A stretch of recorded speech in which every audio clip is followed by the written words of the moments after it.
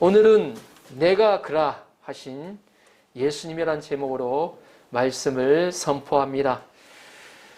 오늘도 저번 주에 이어 예수님과 사마리아 여인의 아름다운 대화가 계속됩니다.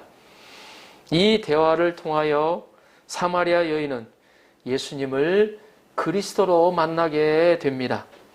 그녀가 만난 예수님은 어떤 분이십니까? 바로 그리스도가 되십니다. 이 시간 말씀을 통하여 그녀가 만난 예수님을 묵상하며 은혜 받는 시간이 되도록 기도합니다. 아멘. 13절, 14절을 보십시오. 같이 한번 읽어볼까요? 13절, 14절 보면 예수께서 대답하여 이르시되 이 물을 마시는 자마다 다시 목마르려니와 내가 주는 물을 마시는 자는 영원히 목마르지 아니하리니 내가 주는 물은 그 속에서 솟아나는 샘물이 되리라. 아멘. 예수님이 여인에게 영원히 솟아나는 샘물을 주시겠다고 하셨습니다. 그러자 여인은 그 샘물을 한 번 마시면 영원히 물을 마시지 않아도 되는 신비로운 물로 생각하였는지도 모르겠습니다. 여인은 그런 물을 먹고 다시 목마르지도 않고 지긋지긋한 물 깃는 생활도 그만두고 싶었습니다. 그래서 그녀는 예수님께 부탁하였습니다. 자, 15절을 보십시오. 15절 같이 한번 읽어볼까요? 15절 시작. 여자가 이르되 주여 그런 물을 내게 주사 목마르지도 않고 또 여기 물 기르러 오지도 않게 하옵소서. 이 여인의 마음에 어느 정도 이해가 가죠? 그녀는 예수님께 그런 물을 달라고 요청했습니다. 물을 길러오는 것이 여인에게 있어서 굉장히 귀찮고 또 힘든 것처럼 보입니다. 그런데 예수님이 여인에게 주시고자 하는 물은 우물에서 나오는 보이는 물이 아닙니다. 보이는 물이 아니라 성령의 물입니다. 여인은 속 깊은 데서부터 성령을 자신도 모르지만 갈망하고 있었던 것입니다. 여인의 부탁을 들은 예수님은 여인에게 어떻게 하면 성령의 물을 얻을 수 있는지 말씀하십니다. 자, 16절을 보십시오. 16절 같이 한번 읽어볼까요? 시작. 이르시되 가서 내 남편을 불러오라. 아멘.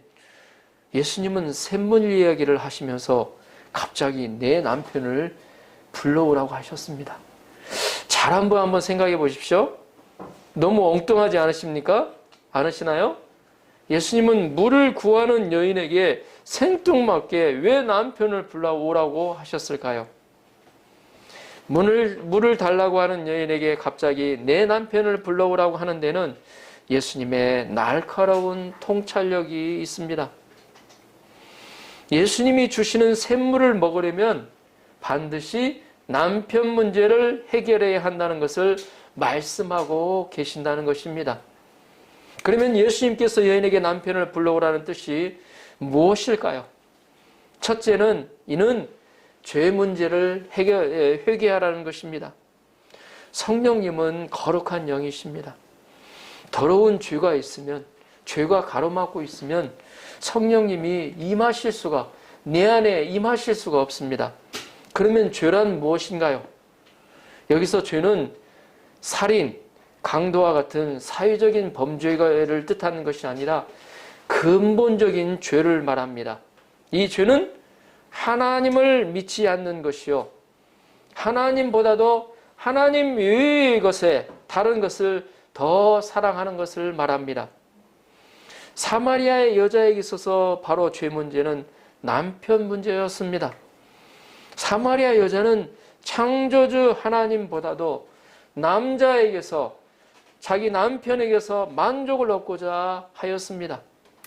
하나님을 영화롭게 하기보다 백마탄 남자를 높이고자 하였습니다. 하나님을 사랑하기보다 남편을 더 사랑하였습니다. 문제의 핵심은 무엇을 더 사랑하느냐 하는 것입니다. 하나님을 사랑하느냐, 아니면 하나님 이외의 다른 것을 더 사랑하느냐 하는 것입니다. 하나님은 자신을 사랑하고 그 계명을 지키는 자에게는 1000대까지, 몇 대까지요? 1000대까지. 1대, 2대, 10대, 100대도 아니고 1000대까지. 1000대 매를 때린다는 게 아니고 1000대. 1대가 30년이면 1000대면 어때요? 3000년까지 그죠? 1000대까지 은혜를 베풀어 주신다고 하셨습니다. 그러나 하나님보다 다른 것을 더 사랑하는 자는 미워하여 죄를 3, 4대까지 갚으신다고 하셨습니다. 하나님이 은혜를 베풀더라도 은혜를 베풀 때는 1000대까지 베푸시는데 또 미워하여 죄를 갚으실 때는 3, 4대까지 갚으신다고 하셨습니다. 이 구역에 나오죠. 여자가 하나님에게는 무관심하고 다른 남자를 사랑할 때 하나님께서는 여자에게 질투하여 분노하십니다. 여러분, 성경은 분명히 하나님은 질투하시는 하나님이라고 기록하고 있습니다. 다른 게 아니에요. 하나님보다도 하나님 이외의 것을 더 사랑할 때, 더 마음에 품고 있을 때 하나님이 질투하신다는 것입니다. 그래서 여자는 하나님보다도 더 사랑하는 남편을 회개해야 합니다. 하나님을 무엇보다도 우리는 더 사랑해야 합니다. 마음을 다하고 또 목숨을 다하고 힘을 다하여 하나님을 사랑해야 합니다. 하나님은 자신을 더 사랑하는 여자에게 성령님을 주실 수가 있습니다. 여자에게 1000대까지 복을 주실 수 있습니다. 우리가 가장 사랑하는 것이 무엇입니까? 우리가 가장 생각하는 것이 무엇입니까? 우리의 생각에 가장 많이 떠오르는 것이 무엇입니까? 우리가 무엇 때문에 기뻐하고 분노하고 슬퍼합니까? 그것이 하나님 때문입니까? 그 사람은 하나님을 사랑하는 사람입니다. 그러나 하나님이 아닌 다른 것이면 하나님을 사랑하지 않는 사람입니다. 우리는 이런 죄를 회개하고 하나님을 더 사랑하는데 힘써야 합니다. 그래야 성령이 그 안에 주어지고 막히질 않아요.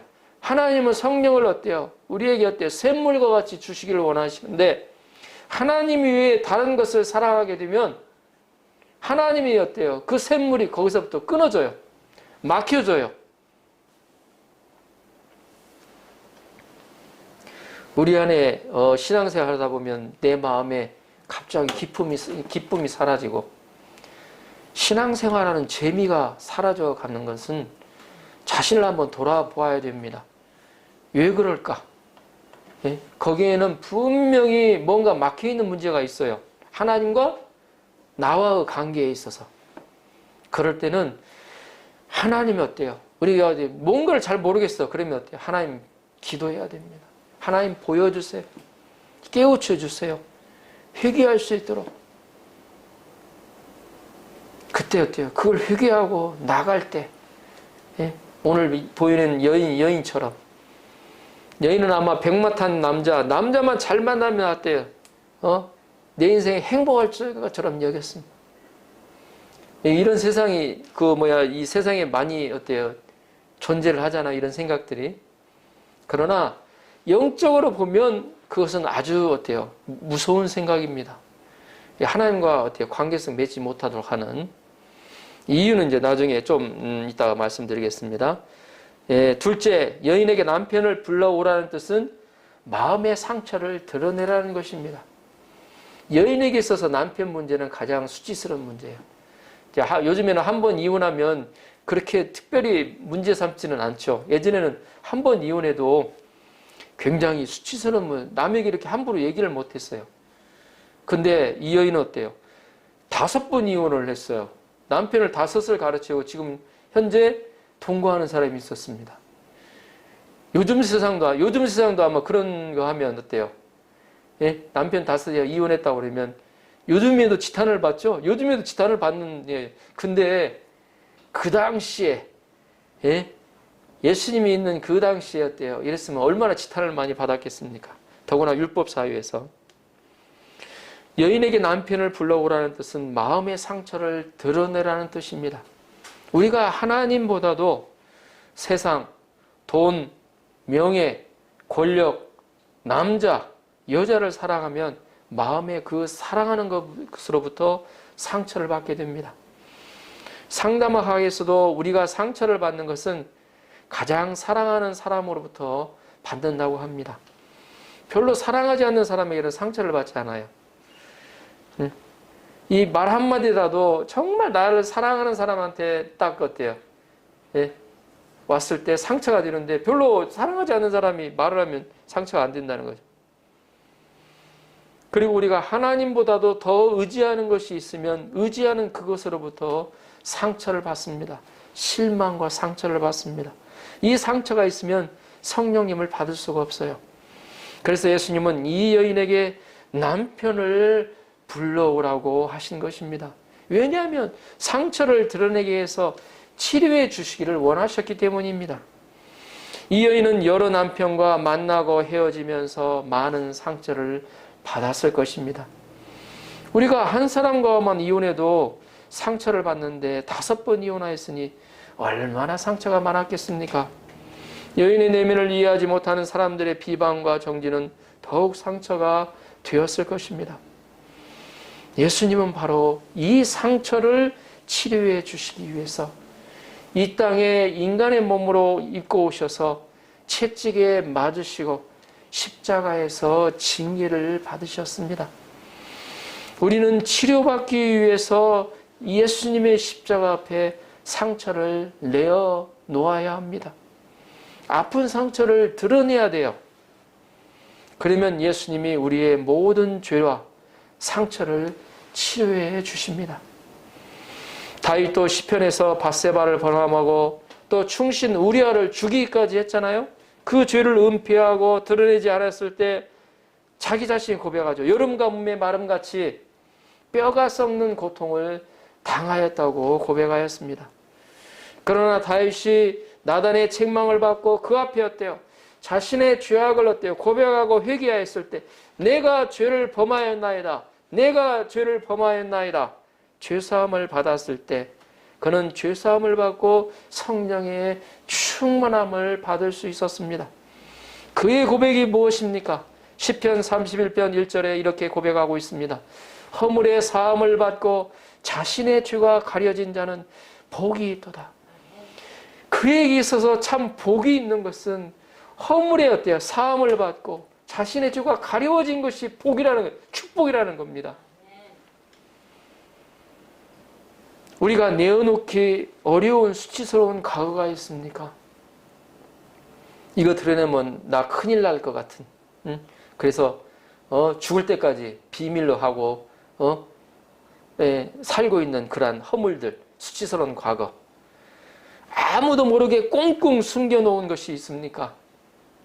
이를 예수 그리스도의 십자가 앞에 내어놓아야 합니다. 우리가 어때요? 그 안에 수치스러운 과거, 마음이 어때요? 사람은 양심을 가지기 때문에 하나님의 형상의 소유자이기 때문에 그 마음에 꼬불쳐두고 감춰둔 것들이 내 삶에 나와요. 보이지 않게. 그 마음에 나온다는 거 상처가 있다는 거죠. 그것을 예수님 앞에 들고 나와야 됩니다. 왜? 예수님이 어때요? 내 마음의 상처를 어때요? 들고 나가야 돼요. 치료받기 위해서. 예수님 그걸 치료해 주기 오셨기 때문에. 그때 성령님을 충만히 주실 줄 믿습니다. 아멘. 17절 18절을 보십시오. 17절 18절. 여자가 대답하여 이르되 나는 남편이 없나이다. 예수께서 이러시되 내가 남편이 없다는 말이 옳도다. 너에게 남편 5이 있었고 지금 있는 자도 내 남편이 아니니 내 말이 참되도다. 아멘. 여자는 예수님께 남편 문제를 갑자기 지적받자 반사적으로 남편이 없다고 거짓말을 하였습니다. 예? 아니, 저 남편이 없어요. 왜? 아마 그랬겠죠. 굉장히 당황했지 않나 싶습니다. 이때 다 알고 계신 예수님 다 알고 계셨잖아요. 다 알고 있는데 어디서 거짓말을 하는가 이렇게 정죄할 수도 있잖아요. 그런데 예수님은 그 여인을 책망하지 않으셨습니다. 오늘 말씀을 보세요. 내가 남편이 없다는 말이 옳도다. 그것도 인정해 주세요. 저 남편이 없어요. 아니, 네 남편이 없는 게 옳다. 네가 그 말이 옳아. 그리고 너는 남편 5이 있었고 확실히 잘 아시잖아요. 지금 있는 자도 내 남편이 아니 내 말이 참되도다. 예수님은 이 여인을 책망하지 않으셨습니다. 예수님은 이 여인을 정죄하지 않으셨습니다. 그 여인의 마음에 상처를 감싸 안아 주셨습니다. 이 문제를 얼마나 고통스러웠니? 이 문제를 얼마나 고통스러웠니? 그렇게 어때요? 그 문제에 딱 들어갔을 때 얼마나 떠는 모습을 보면서 그 문제를 얼마나 고통스러웠니? 그 여인의 마음에 상처를 감싸 안아 주셨어요. 그리고 예수님은 내 말이 옳다고 말씀해 주셨습니다. 예수님은 그 여인이 남편 5이 있었으나 그 어느 남편도 참 남편이 아닌 것을 인정해 주셨습니다. 내 말이 참되도다. 그녀의 아픈 마음을 위로해 주셨습니다. 주님은 참으로 사랑의 주님이십니다. 자비와 긍휼의 주님이십니다. 예수님은 우리의 어떤 죄도 정죄치 않으세요. 어떤 허물도 정죄치 않으세요. 다만 어때요? 예수님이 나의 죄를 어때요? 짊어지고 죽으신 어때요? 그 예수님을 믿고 드러내기만 하면 제가 이런 어때요? 수치스러운 죄악을 범했습니다. 예수님 앞에 들고 나가기만 하면 예수님 어때요? 네가 그럴 수 있어? 그렇게 하시지 않는다. 다 있는 그대로 받아주신다는. 얼마나 힘들었겠니 하면서 어때요? 감싸 안아주신다. 우리의 죄를 위해서 친히 고통을 당하신 사랑의 주님이십니다. 이 주님이 우리를 정죄하시겠습니까? 로마서 8장 1절에 그렇게 나오고 있죠. 제가 읽어보겠습니다. 로마서 8장 1절. 이 암송해야 되는 말씀인데 로마서 8장 2절 1절 2절이죠. 그러므로 이제 그리스도 예수 안에 있는 자에게는 결코 정죄함이 없나니 결코 never 정죄함이 없다고 그랬습니다. 이는 그리스도 예수 안에 있는 생명의 성령의 법이 죄와 사망의 법에서 너를 해방하였습니다. 죄와 사망의 법은 어떻게 했죠? 너를 죄를 범하면 어때요? 너 죄 범했잖아. 이렇게 정죄합니다. 이렇게. 예. 근데 법이 바뀌어졌어요. 예? 생명의 성령의 법이. 결코 정죄치 않는 생명의 성령의 법으로 법이 바뀌었다는 거죠. 예수님 어때요? 다만 예수님이 원하시는 것은 네가 어떤지 범했냐고 그 고백하는 거 보시려고 그런 게 아니라 그를 통해서 그를 어때요? 낫게 해주기 위해서. 내가 네 어때요? 허물과 네 상처를 위해서 십자가에서 죽었는데 그걸 확인시켜 주시기 위해서.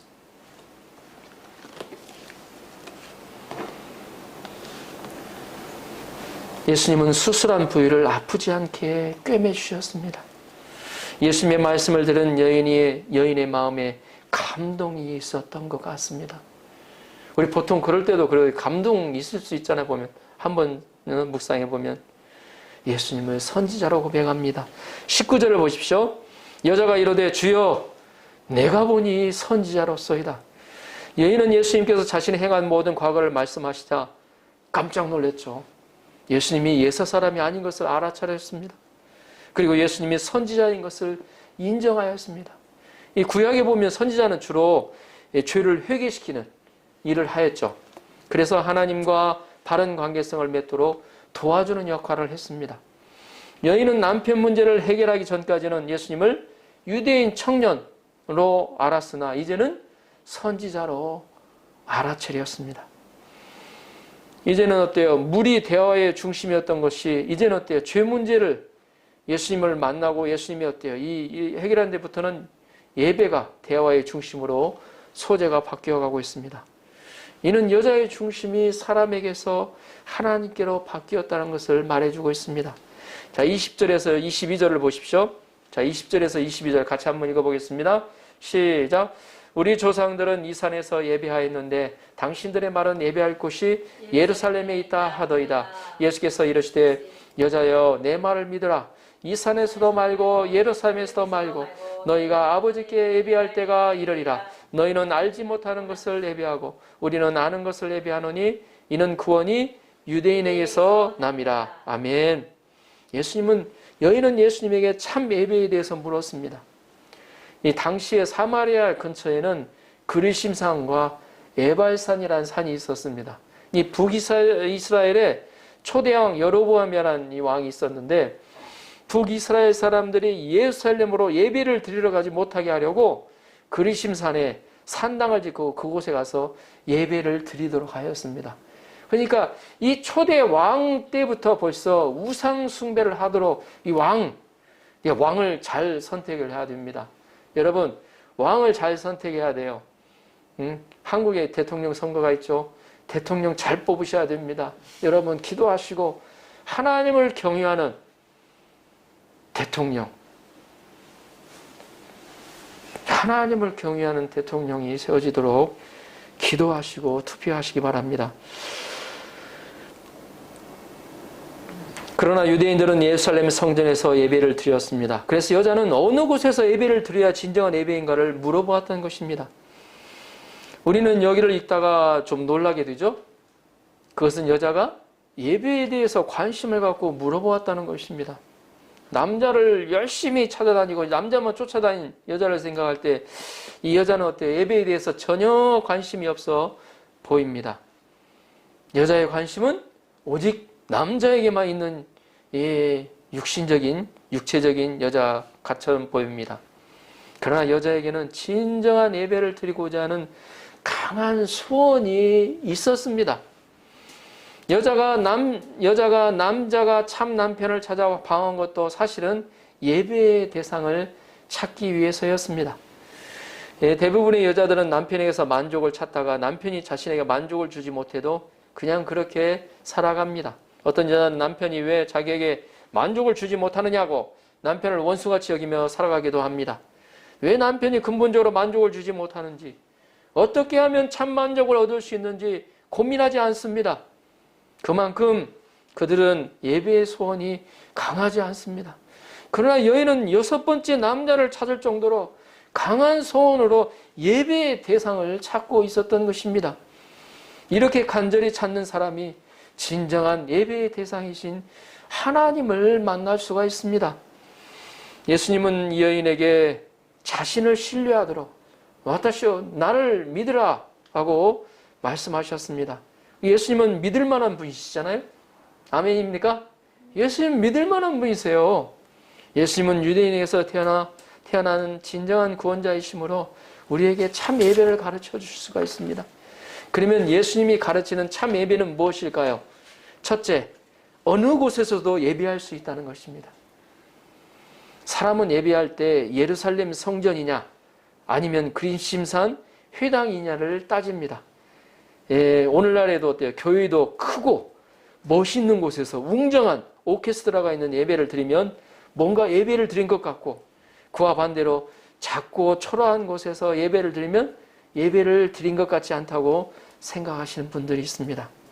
형식만을 중요시하는 것은 사람들 앞에서 보이기 위한 예배가 되기 쉽기에 경계해야 합니다. 예배 시간에 기도도 사람들이 듣기 좋은 말을 하고 말씀도 사람들의 귀만 긁어주는 말만 하기 쉽습니다. 그러나 진정한 예배는 형식보다도 마음의 중심이 중요한 것을 알아야 합니다.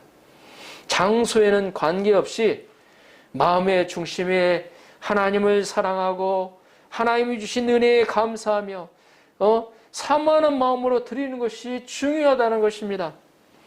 예배는 사람 앞에 드리는 것이 아니라 하나님 앞에 드리는 것입니다. 예배는 목사님 앞에 드리는 게 아니고 하나님 앞에서 드리는 거예요. 영이신 하나님 앞에 마음의 중심을 열어서 주님을 사모하는 마음으로 드리는 것입니다. 23절, 24절에서 더욱 구체적으로 말씀하고 있습니다. 자, 23절, 24절 같이 한번 읽어볼까요? 시작! 아버지께 참되게 예배하는 자들은 영과 진리로 예배할 때가 오나니 곧 이때라. 아버지께서는 자기에게 이렇게 예배하는 자들을 찾으시느니라. 하나님은 영이시니 예배하는 자가 영과 진리로 예배할지니라. 아멘. 곧 이때라. 예배할 때가 온다고 해요. 곧 이때라. 아버지께서는 자기에게 이렇게 예배하는 자들을 찾으신다. 어떤 자들 어때요? 영과 진리로 예배하는 자들. 영과 진리로 예배하는 자를 지금도 어때요? 찾으신다는 거죠. 예수님은 2번이나 반복하여 영과 진리로 예배를 드리라고 말씀하고 있습니다. 이게 예수님이 직접 얘기하신 거예요. 영은 영어 성경에 보면 더 스피릿으로 우리의 영을 말합니다. 우리의 마음 중심을 말합니다. 우리가 예배를 보더라도 몸만 와서 나 예배 드렸다는 게 아니고 정말 그 마음의 속 중심에서부터 다 내려놓고 마음에 어떻게 분유하고 내 마음 생각에 있는 것들 다 내려놓고 오직 여호와 하나님 한 분만을 바라는 마음으로 나아가는 예배. 하나님이 그걸 원하신다는 거죠. 예배는 우리의 육체로 드리는 것이 아니에요. 몸만 와서 드리는 것이 예배가 아닙니다. 우리의 마음 중심으로 드리는 것이 참 예배입니다. 우리의 마음에 어때요? 성령님을 인정하고 환영하고 모셔드려야 됩니다. 마음에 어때요? 내가 아는 거 생각 어때? 다 가지고 있다고 딱 어때요? 벽을 딱 쳐놓고 앞에서 전하는 말씀 아무것도 안 들어. 내 생각이 오라. 벽 쳐놓고. 이것은 주님이 원하시는 예배가 아니에요. 말씀을 통해서 깨우쳐 주시는 주님이 어때요? 마음 영으로 받을 준비를 돼야 돼요. 사모하는 마음으로. 우리 마음에 성령님을 인정하고 환영하고 모셔드립니다. 마음속에 성령님이 주시는 기쁨으로 드려야 됩니다. 또 진리는 무엇입니까? The truth. 진리는 바로 말씀이요 예수님이십니다. 십자가 부활의 복음 진리입니다. 예배는 예수님 중심이 되어야 합니다. 예수님이 십자가에 죽으시고 3일 만에 부활하신 예수님의 십자가 부활의 중심이 되어야 합니다. 예수님이 십자가가 중심이 되고 예수님의 피가 중심이 되어야 합니다. 진리는 또한 하나님의 말씀입니다. 예배는 하나님의 말씀이 있어야 합니다. 말씀은 간단하게 하고 세상 이야기만 해서는 안 됩니다. 예배에는 어때요? 성경 말씀이 중심이 되어야 합니다. 그 성경 선포되는 말씀 앞에 어때요? 자신의 생각을 내세우기보다 주님이 주시는 말씀 그대로 100% 받아들이겠습니다. 순종하겠습니다. 그 마음으로 받는 말씀이 있는 곳에 성령님이 계십니다. 우리는 예배를 감정에 기초해서 드려서는 안 됩니다. 마치 댄스홀에 간 것 같이 예배가 광란이 되어서는 안 돼요.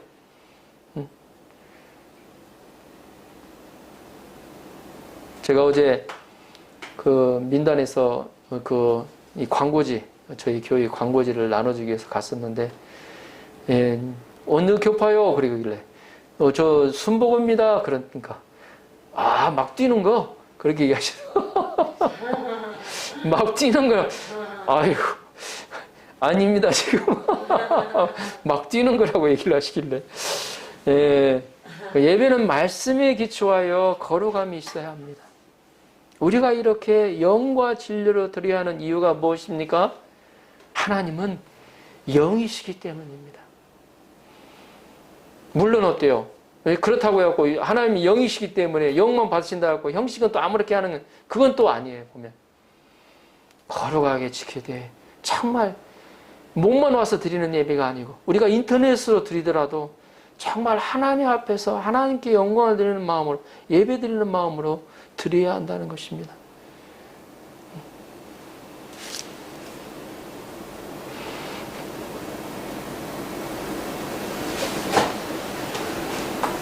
둘째, 우리의 진정한 예배의 대상은 오직 창조주 하나님 분이시다는 것입니다.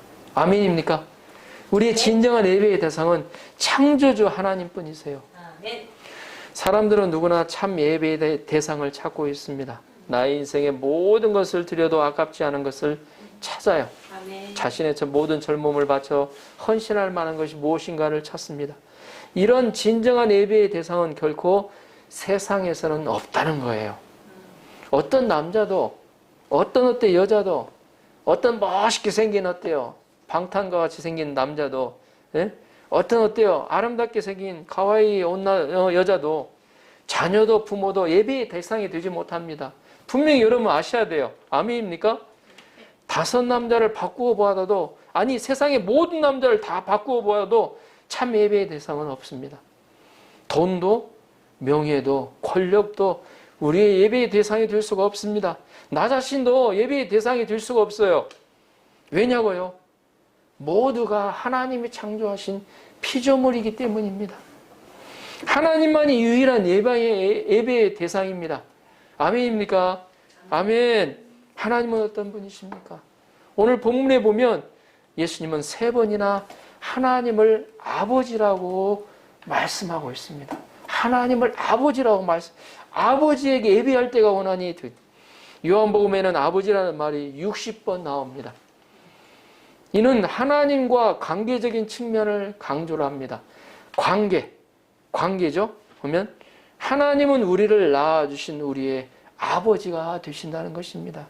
우리를 창조하시고 예수 그리스도의 피로 거듭나게 하신 아버지가 되십니다. 창조주세요. 어제 제가 성경을 읽다가 시편을 읽다가 시편 1장 8절 말씀에 이 나와요. 이렇게 나옵니다. 제가 한번 읽어드리겠습니다. 시편 8편. 여호와 우리 주여, 주의 이름이 온 땅에 어찌 그리 아름다운지요. 주의 영광이 하늘을 덮었나이다. 4절. 사람이 무엇이기에 주께서 그를 생각하시며 인자가 무엇이기에 주께서 그를 돌보시나이까. 그를 하나님보다 조금 못하게 하시고 영화와 존귀로 간을 씌우셨나이다. 주의 손으로 만드신 것을 다스리게 하시고 만물을 그의 발 아래 두셨으니 곧 모든 소와 양과 들짐승이며 공중의 새와 바다의 물고기와 바닷길에 다니는 것이니이다. 여호와 우리 주여, 주의 이름이 온 땅에 어찌 그리 아름다운지요. 아멘. 이는 인간을 얼마나 하나님이 영원롭게 지으셨다는 걸, 하나님보다도 조금 못하게 하셨잖아요. 하나님보다 조금 못하게 하시면서 영화와 존귀로 간을 씌우셨다는 거예요. 주님, 제가 무엇이기에, 인간이 무엇이기에 이토록 생각하시고 돌보시나이까. 이 다윗의 고백이 저절로 나오더라고요. 우리의 창조주 하나님 아버지는 사랑하시는 아버지가 되세요. 우리를 보호하시고 인도하시는 아버지가 되십니다. 하나님은 육신의 아버지가 아니세요. 하나님은 영의 아버지이십니다. 눈에 보이지 않는 아버지가 되세요. 그래서 영원히 지금도 살아계시는 나의 아버지가 되십니다. 전지전능하신 아버지가 되십니다. 어느 곳에나 계시는 아버지세요. 우리의 진정한 예배의 대상은 바로 살아계신 하나님 아버지이십니다. 아멘. 그분이 바로 예수 그리스도를 이 땅에 보내셔서 저의 모든 죄와 허물을 어때요? 대신 담당해 주시고 우리의 죄와 허물들을 흰눈같이 깨끗이 없애주신 분이시잖아요. 그리고 어때요? 하늘나라에 갈 수 있는, 인생의 연수가 120년, 길어봤자 120년이에요. 100년, 120년인데 그것밖에 살 수밖에 없는 인생들, 저희 끝이에요. 예? 예수 믿지 않는 자들은 그게 끝이에요. 죽은 다음에는 뭐가 있죠? 심판이 있죠. 심판. 그 다음에 어때요? 지옥 불고덩이가 기다리고 있죠. 이 성경이 분명히 말씀하고 있는 거예요. 그러나 예수 믿는 자들은 어때요? 죽어도 다시 살겠고, 어떻게 살아납니까? 가장 아름다운 모습으로. 얼마나 기쁩니까? 예? 우리 나이 드는 사람들은 날마다 어때요? 주름살이 하나만 들어도 근심 걱정. 예? 나이가 들어가고 힘이 약해지면 아이고 슬퍼지는데, 인생을 어때요? 죽을 때 졸업하고 새로운 어때요? 가장 아름다움으로, 우리 고은이 같이 가장 아름다운 모습으로 태어날 걸 생각하면 어때요? 얼마나 소망이 됩니까? 얼마나 기뻐요. 예? 그러니까 죽음이 슬픈 것이 아니에요. 다만 어때요? 섭섭하고 헤어진다는 외로움이. 응? 우리에게 그 복음을 허락하신 분이 바로 하나님 아버지십니다. 아멘입니까? 아멘. 우리의 영이신 하나님 아버지를 예배할 때 진정한 만족과 기쁨이 있습니다. 25절을 보십시오. 여자가 이르되 메시아 곧 그리스도 하는 이가 오실 줄을 내가 아노니 그가 오시면 모든 것을 우리에게 알려주시리이다. 여자가 아주 영적이에요. 보면 그리스도까지 나오잖아요. 보면 그리스도 얘기, 메시아 얘기가 나와요. 여자는 메시아고 그리스도가 오시면 예배의 모든 것을 가르쳐 줄 것이라고. 또 어때요? 우리에게 어때요? 그가 오시면 모든 것을 우리에게 알려주시라고 하시잖아요. 보면 고백하고 있잖아요. 근데 예수님은 어때요? 우리의 예배를 가르쳐 주시는 분이세요. 예수님 우리에게 진정한 예배의 모범이 되십니다. 예수님은 어때요? 십자가에서 스스로 산 제물, 산 제사가 되셨어요. 순종과 사랑과 감사의 예배를 드리셨습니다. 예수님은 십자가에서 그를 통해서 최고의 예배를 드리신 모범을 우리에게 보여주셨어요. 인간을 대신하여 회개의 예배를 드리셔 주셨습니다.